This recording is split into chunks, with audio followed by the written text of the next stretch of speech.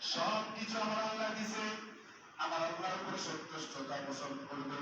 আমার আল্লাহ বলেন লাযিদান্নাকুম, আমি তাদেরকে নিয়ামত আরো বাড়িয়ে দিব। বলেন সুবহানাল্লাহ। আর যারা নিয়ামতের নাশকরিয়া করবে, আল্লাহ রাব্বুল আলামিন ঘোষণা করেন ইন্না আযাবি লাশাদীদ। ও নিমখাম, তোমাকে সুন্দর করলাম, তোমাকে জ্ঞান দান করলাম, পা দুটা সুস্থ করে দিলাম, হাত দুটা সুস্থ করে দিলাম, চক্ষু দুটা সুস্থ করে দিলাম, কান দুটা সুস্থ করে দিলাম, তোমাকে তোমার টোটালি অঙ্গ-প্রত্যঙ্গগুলি আমি সুস্থ করে দিলাম। সুস্থ করে দেওয়ার পরেও সব কিছু আমি তোমার অনুগ্রহ করে দিলাম, কিন্তু আমি অপেক্ষারীদের প্রকৃতি পাইছি দেওয়ার জন্য শোনাই তুমি না সক্রিয় পালন করেছ। ও নিমক হারাম, তুমি জেনে রাখো, তুমি জেনে রাখো ইন্না আযাবি লাশাদীদ।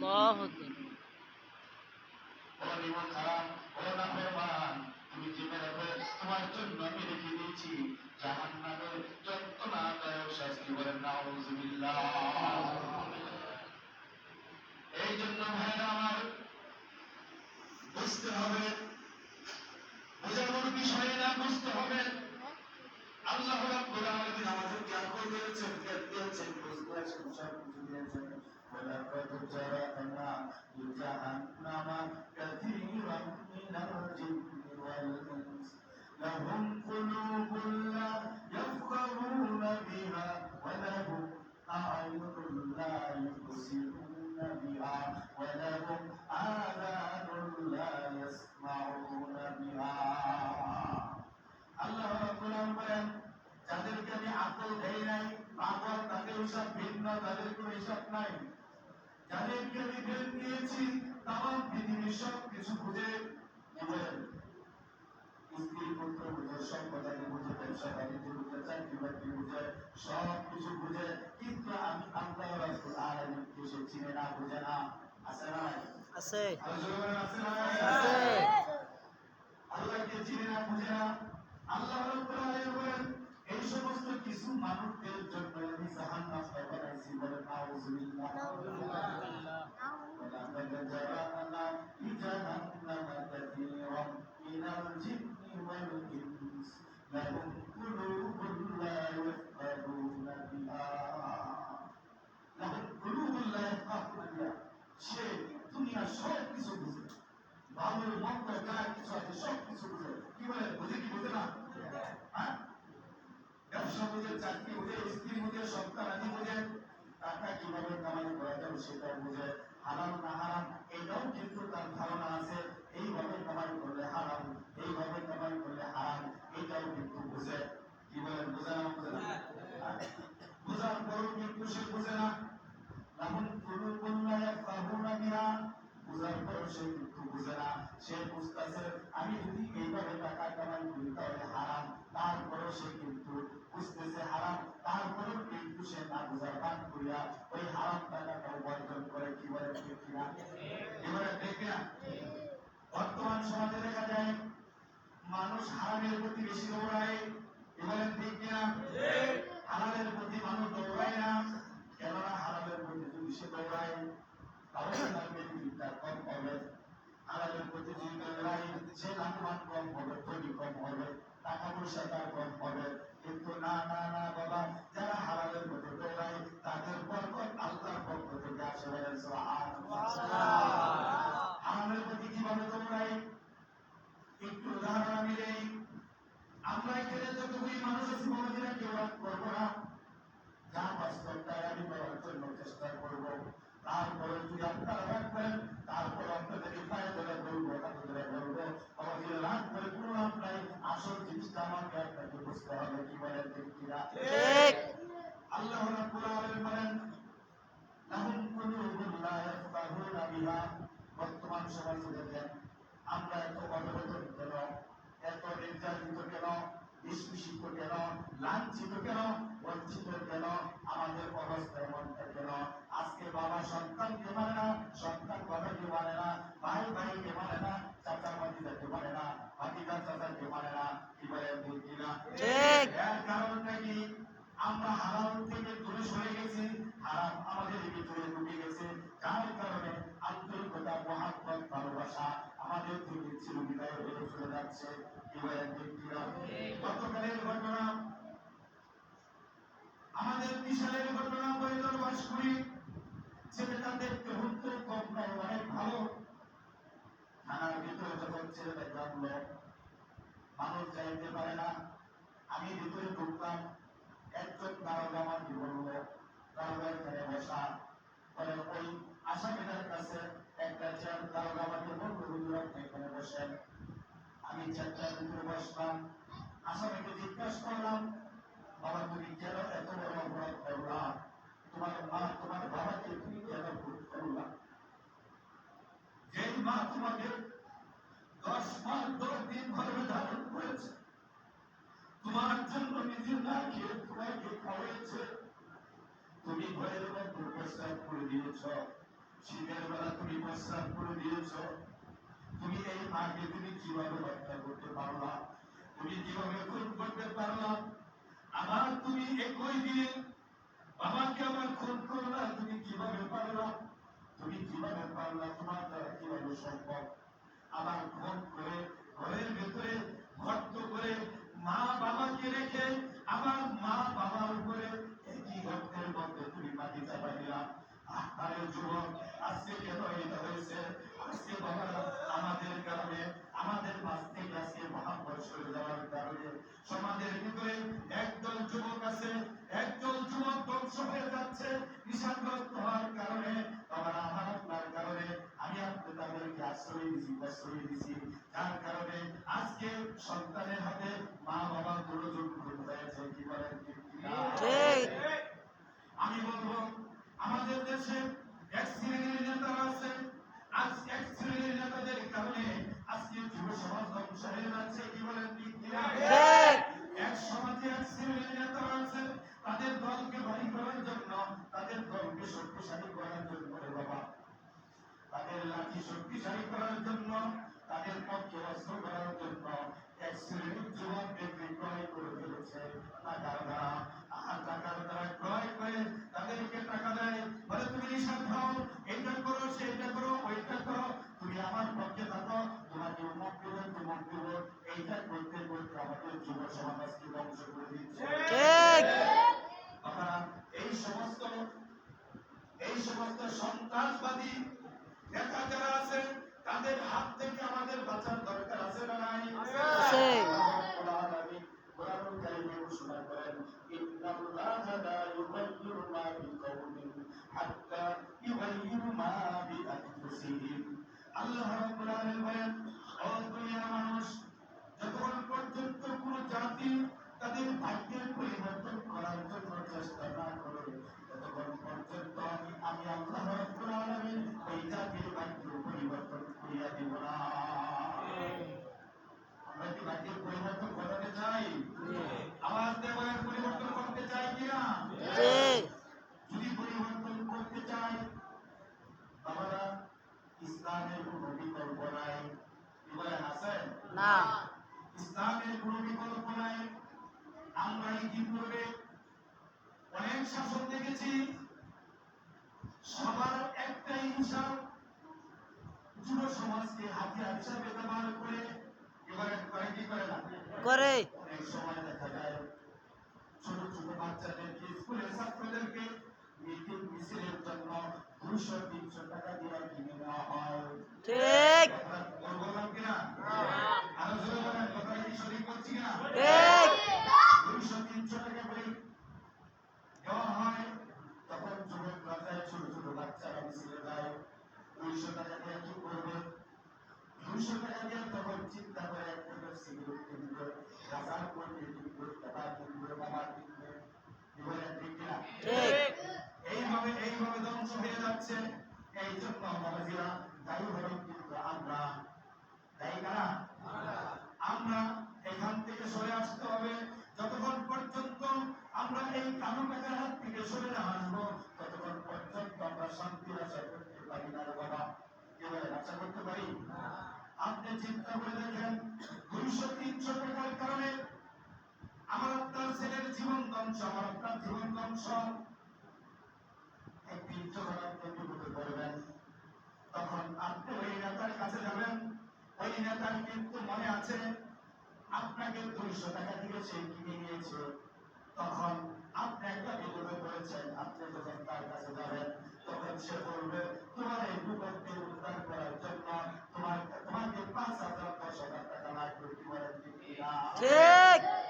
এখানে কেউ বলতে পারবেন না কোন মামলা মোকদ্দমা, কোন সরকারি বিজেপি ফান্ডের সরকারি টাকা ছাড়া কেউ পেয়েছেন এরকম মনে হয় কেউ বলতে পারবেন না। বলতে পারবেন? অর্থাৎ সরকার বয়স্ক ভাতা দেয়, যারা অসহায় তাদের জন্য সরকার বরাদ্দ করে। বিধবা ভাতা দেয় যারা অসহায়, যারা বিধবা তাদের থেকে অসহায় কিন্তু আল্লাহর জমিনে কেউ নাই। এই জন্য সরকার বিধবা ভাতার জন্য তাদের জন্য বিধবা ভাতা নির্ধারণ করে। যারা পঙ্গুত্ব পালন করে চলতে পারে না, হাঁটতে পারে না, তাদের জন্য সরকার পঙ্গু ভাতার ব্যবস্থা করে। কেন করে? সরকার বলে দেয় যারা পঙ্গু তাদেরকে দেখা এই পঙ্গু ভাতা দিবা, একটা টাকা যেন খরচ না হয় সরকার দিয়ে দিছে। কিন্তু আমাদের দেশের চুরেরা দামেরা একটা পঙ্গু ভাতার কাজ করতে গেলেও একটু অন্তরটাও কাটে না। 5,000 4,000 3,000 টাকা পর্যন্ত দেয়। কি বলেন? বয়স্ক ভাতার জন্য যাবেন, বাবা আপনি তো বয়স্ক, আপনার কোনো ইনকাম সোর্স না, সরকার জানে আপনাকে বয়স্ক ভাতা দিয়েছে, আপনার কাছে সরকার প্রতিনিধির মাধ্যমে আপনার কাছে পৌঁছায় দিবে। কিন্তু তারা কি করে? ওই মেম্বার চেয়ারম্যান সরকারি যাতে আমরা কামলা রয়েছে, চোর বাটপাড়া রয়েছে, তারা আপনার কাছ থেকে 4,000 5,000 টাকা দিয়ে আপনাকে বয়স্ক ভাতা করে দেয়। ঠিক গর্ভবতী ভাতা, সন্তান গর্ভে আসলে ভাতা পাবে, এর জন্য কোনো টাকা লাগে না।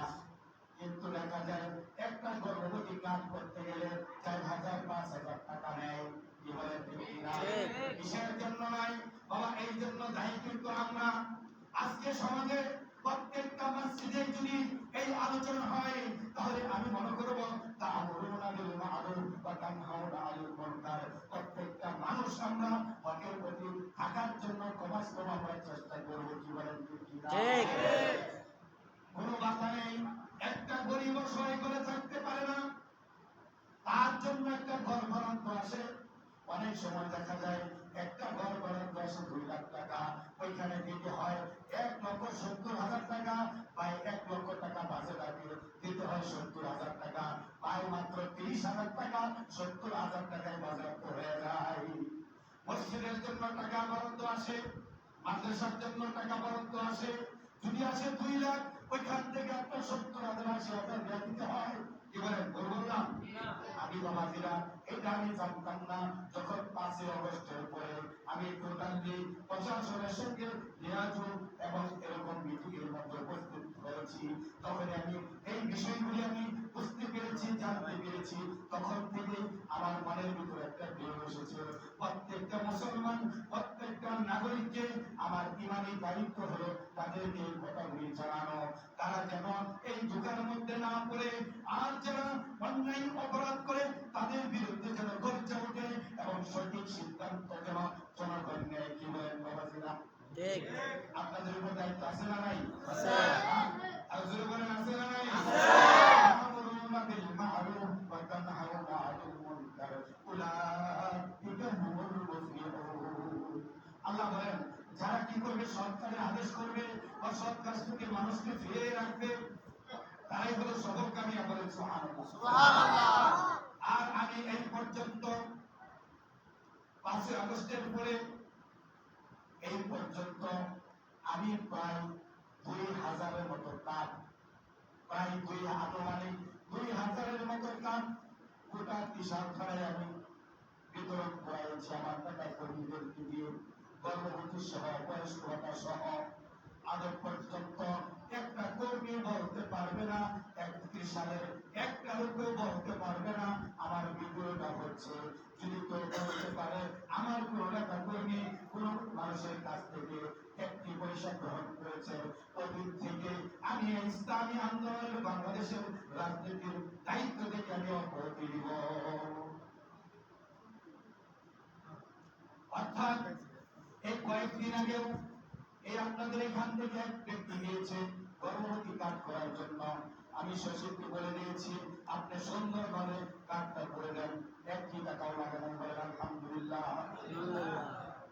শুধু এটাই নয়, আমি সাধ্য অনুযায়ী চেষ্টা করে যাচ্ছি আপনাদের খেদমত করার জন্য। 5 আগস্টের পর থেকে আমার কাছে যত মামলা মোকদ্দমা, যত জমা জমি নিয়ে বেজাল হয়েছে, যত বিচার চাইবে আমার কাছে গেছে। আল্লাহর রহমতে আমি এই মসজিদের মেম্বারে বসে বলছি, আজ পর্যন্ত আমার কাছ থেকে কেউ ফেরত আসে নাই, আর আমাকে এক কাপ চা খাওয়ার মতো সুবিধা কেউ করতে পারে নাই। বলেন আলহামদুলিল্লাহ। এই জন্য বাবাজিরা আমি চাই অসহায় গরিব দুঃখী মানুষের পাশে থাকার জন্য, খেদমত করার জন্য। কেন রে বাবা, আমাদের নবী করিম সাল্লাল্লাহু আলাইহি ওয়াসাল্লাম এই চেয়ারে বসে উম্মতের খেদমত করেছেন, সাহাবায়ে আজমাইন উম্মতের খেদমত করেছেন, ওমর রাদিয়াল্লাহু তাআলা খেদমত করেছেন। যখন মানুষ বেশি ক্ষুধার্ত, আটার বস্তা নিজের কাঁধে নিয়ে, আটার বস্তা নিজের কাঁধে নিয়ে বলি শহরের মানুষের কাছে গেছে, তাদের মতো হতে পারবো না তো বাবা, কিন্তু তারপরে চেষ্টা করি কমাস কম কেন তাদের নমনটা ধরে যেন কবরে যেতে পারি। আপনাদের এই রায়মুড়ির 4টা কার্ড দেওয়া হয়েছিল, কিন্তু বলা যায় নাই। আমার এক কর্মী খোকাভাই করে নাম কোরাবাড়ি বাজারে, তার দোকানে চাউল উঠায়া 15 দিন পর্যন্ত তার দোকানে রাখছে। এখানে সাক্ষী আছে, ওই ভাই আছে না, ওই যে ভাই আছে, 15 দিন পর্যন্ত দোকানে রাখছে। দোকানে রাখার পরে আমাকে বলতেছে আমি কি করবো, চাউল তো এখন পর্যন্ত আমার দোকানে আছে, কি করবো? তখন আমি বলছি ঠিক আছে। তখন আমি ওই ভাইকে ফোন দিলাম যে ভাই এখন পর্যন্ত আপনাদের চাউল হয়ে গেছে, চাউল আনেন না কেন? তারপরে দেখতে যান, তারপরে চাউল নিয়ে আসছেন। কিন্তু দেখেন এই চাউল যদি আমাদের হাতে না থাকা অন্যদের কাছে থাকতো, আপনারাই বলেন এখন কি হইতো? চাউলটা বিক্রি হয়ে যেত। কি বলেন? আমি অনেক সময় ইউরোপকে চ্যালেঞ্জ করি, আমাকে যে 2 কার্ড দিয়েছেন প্রত্যেকটা কার্ডের ডকুমেন্টস আমার কাছে আছে। বাকি দলীয় যতগুলি কার্ড আপনি দিয়েছেন, আপনি ডকুমেন্টস গুলি আমাকে দেখাতে পারবেন কিনা? কোনদিন দেখাতে পারবে না। কি বলেন ঠিক কিনা? কোনদিন দেখাতে পারবেন না। এই জন্য বাবাজিরা আসুন, আর পিছিয়ে থাকার সময় নেই। আমার হাতে আমি এই পর্যন্ত কত মাদককে রিহাবে দিয়েছি, আইনের আশ্রয় করে দিয়েছি। আপনারা অনেকেই যারা যুবক আছেন, ফেসবুকে দেখেন, সোশ্যাল মিডিয়াতে দেখেন, এমন কোন মাদক নিয়ন্ত্রণের জন্য মিটিং নাই যে আমি না করেছি। প্রত্যেক ইউনিয়নে মাদক নিয়ন্ত্রণের জন্য মিটিং করেছি। আমাকে গুলি করে মেরে ফেলবে কিনা, হত্যা করে ফেলবে কিনা, এই জন্য বাবাজি আমি কখনো চিন্তা করি না। আমি চিন্তা করি আমার থানার যদি একটা যুবক যদি ভালো হতে পারে, তাহলে কিয়ামতের ময়দানে আল্লাহর কাছে বলতে পারবো আল্লাহ জীবনে কিছু করতে পারি নাই, একজন নিশাখোরকে তোমার দিনের রাস্তায় নিয়ে এসেছি। এই জন্য বাবাজি আমার অনেক নিশাখোর আল্লাহর রহমতে আমার কোনো ক্রেডিট না, আপনাদের দোয়া বরকতে অনেকগুলি নিশাখোর আল্লাহর রহমতে দিনের রাস্তায় চলে আসছে। এই জন্য অনেক সময় আমি বলে থাকি যেখানে নিশাখোর হয় আপনারা ধরবেন, আমাকে ফোন দেবেন, আমি সরাসরি মাদক ইন্সপেক্টরকে ফোন দেই এবং ইউনোকে এসিডেন্টকে ওসিকে জানানোর পরে সঙ্গে সঙ্গে ভ্রাম্যমাণ আদালত করা হয়। তাকে 3 মাস, 4 মাস, 5 মাসের শাস্তি এবং 1 বছরের শাস্তি তাকে দেওয়া হয়। কি বলেন, আপনার ধরবেন কিনা? জি। গাঁজাখোর মাদখোর ধরবেন কিনা বলেন? ধরবো। আওয়াজ কম, স্পিড থাকতে হবে। এই সমাজে যদি গাঁজাখোর থাকে, বিরোধখোর থাকে, আপনার হাতে হাতে ধরবেন কিনা? ধরবো। আর ধরে বলেন ধরবেন কিনা? ধরবো। ধরে ফেলবেন, কিন্তু মারবেন না। কয়েকদিন একটা ঘটনা ঘটছে, বলেছেন না এখানে ঘটছে না? এই জন্য সাফার কিন্তু আমি অনেক করতেছি আপনাদের জন্য। এসপির সাথে কথা বলেছি, ওসির সাথে কথা বলেছি, বিভিন্ন প্রশাসনের সাথে কথা বলেছি, যেহেতু যেটা হয়ে গেছে কি করা যায় অনেক চেষ্টা চলতেছে। যেহেতু গণধোলাইয়ের মাধ্যমে মারা গেছে, কিন্তু ওনাদের কথা হলো একটাই, আইন নিজের হাতে তুলে নিতে নাই। কিন্তু যারা আমরা আইন নিজের হাতে তুলে নিয়েছি, অপরাধ কি বেশি করছি না কম করছি বলে তো? বেশি করে নাই? এই চোরের থেকে বড় চোর আছে না? এই তো সামান্য চুরি করার জন্য আসছে, এর থেকে বড় বড় চোর আছে, বড় বড় সন্ত্রাস আছে, ডাকাত আছে। তাদের বিরুদ্ধে কিন্তু আমরা কথা বলি না। এবার কথা বলি না, তাদের বিরুদ্ধে কথা বলতে হবে। সামান্য চোর হলে, সামান্য বিষয় হলে আইন নিজের হাতে তুলে নেওয়া যাবে না। খবরদার এটা করা যাবে না। গাঁজাখোরদের ধরবেন, কেউ কি না পারেন আমাকে ফোন দেবেন, আমি তৎক্ষণাৎ প্রশাসনের সাথে লিয়াজ করে আপনাদের ব্যবস্থা করার জন্য চেষ্টা করবো ইনশাআল্লাহ। আল্লাহ তাআলা সকলকে কবুল করুন, সকলে বলুন আমিন। আমি মূলত আপনাদের কাছে এসেছি দোয়া নেওয়ার জন্য। আপনারা হয়তো আমার অনেকে চিনেন, হয়তো অনেকে চেনেন না। আমার নাম হলো মোহাম্মদ ইব্রাহিম খলিলুল্লাহ। সামনে টাইটেল ভিতর বলার প্রয়োজন নাই, এতটুকু জানেন আমার নাম মোহাম্মদ ইব্রাহিম খলিলুল্লাহ। আমি আপনাদের ইউনিয়নের পরের ইউনিয়নের একজন বাসিন্দা, অর্থাৎ আপনাদের ত্রিশালের দক্ষিণের একজন সন্তান। অস্বীকার করতে পারবেন? আমি আপনার ত্রিশালের দক্ষিণের একজন সন্তান। 54 বছর বয়সে ত্রিশালের দক্ষিণে আপনারা কোন সেবক আপনারা পাইছেন কিনা আমি জানি না। পাইছেন? যদি পাইতেন তাহলে রাস্তায় এই অবস্থা থাকতো না। আমি 5 আগস্টের পর থেকে আপনারা অনেকে সোশ্যাল মিডিয়াতে দেখতেছেন, আমি যে পরিমাণে রাস্তাঘাটে সাধ্য অনুযায়ী, আমি এমপিও না, মন্ত্রীও না, চেয়ারম্যানও না, মেম্বারও না, জনগণের খাদেম হিসেবে যে পরিমাণে রাস্তাঘাট করার জন্য সহযোগিতা করতেছি, এর মধ্যে উত্তপ্ত করতেছি, বিরক্ত করতেছি, বারবার বিরক্ত করতেছি, আল্লাহর রহমতে আপনাদের দোয়ার বরকতে অনেকগুলি রাস্তাঘাটের কাজও হচ্ছে আলহামদুলিল্লাহ। আমি আশা করছি খাদিমুল ভাই, তারপরে মুফতি হাসান ভাই, আর দায়িত্বশীল আছে যারা আছে, ইউনিয়নের আপনাদের সেক্রেটারি সাহেব যারা আছে, এই ওয়ার্ডের সেক্রেটারি, তারা বলতেছে হুজুর আমাদের রাস্তাটা অত্যন্ত খারাপ। ওখানে বললাম ঠিক আছে আমি যাবো।